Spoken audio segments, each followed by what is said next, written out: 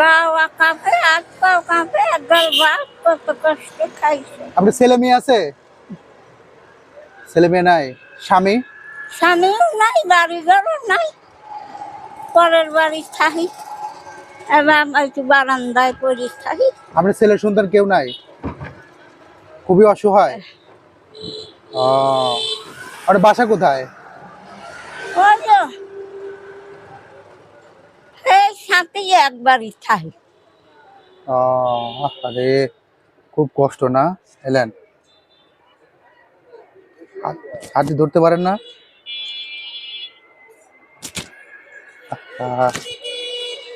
হাত দিয়ে ধরতে পারতেছেন না? এটা নাবান নাবান।